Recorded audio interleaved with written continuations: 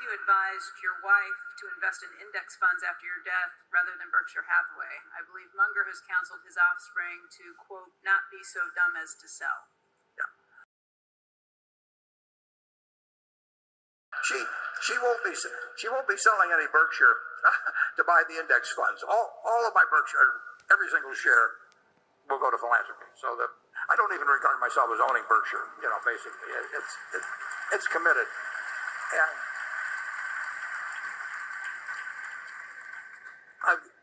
so far about 40% has already been distributed. So the question is, somebody who is not an investment professional will be, I hope, reasonably elderly by the time that the estate gets settled.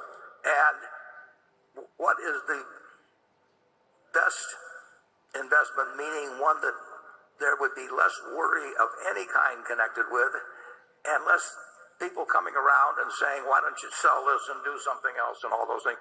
She's going to have more money than she needs. And the big thing then you want is money not to be a problem.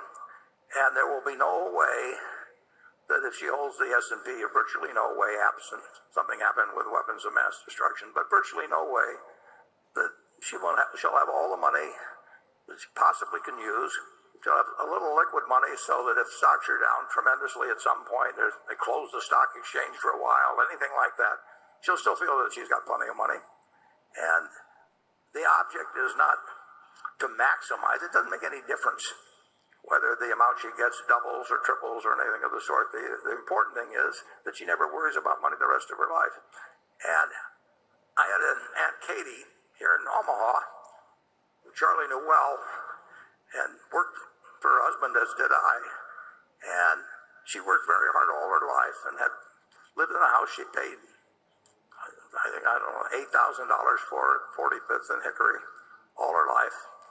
And because she was in Berkshire, she lived to 97. She ended up with, a few $100 million. And she would write me a letter every 4 or 5 months, and she said, "Dear Warren, I hate to bother you, but am I going to run out of money?" And I would write her back, and I'd say, "Dear Katie, it's a good question, because if you live 986 years, you're going to run out of money." And then about 4 or 5 months later, she'd write me the same letter again. And I have seen, there's no way in the world, if you've got plenty of money, that it should become a minus in your life. And there will be people, if you've got a lot of money, that come around with various suggestions for you, sometimes well-meaning, sometimes not so well-meaning. So if you've got something that's certain to deliver, it was all in Berkshire, they'd say, well, if Warren was alive today, he would be telling you to do this. I just don't want anybody to go through that.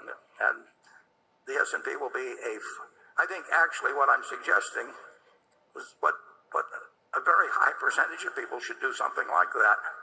And I don't think they will have I think there's a chance they won't have as much peace of mind if they own one stock and they've got neighbors and friends and relatives that are trying to do some, like I say, sometimes well-intentioned, sometimes otherwise, to do something else. And so I think it's a policy that will get a good result and is likely to stick.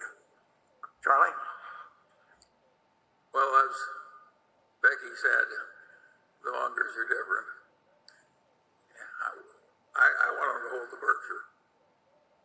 Well, I want to hold the Berkshire too. No, I don't like the Berkshire. I recognize the logic of the fact that S&P algorithm is very hard to beat. A diversified portfolio of big companies, it's all but impossible for most people. But, I'm just more comfortable with the Berkshire. Well, it's the family business. Yeah. But I've seen too many people as they get older, particularly, being susceptible and just having to listen to the arguments of people coming Well, along. if you're going to protect your heirs from the stupidity of others, you may have some good system, but I'm not much interested in that subject. Okay.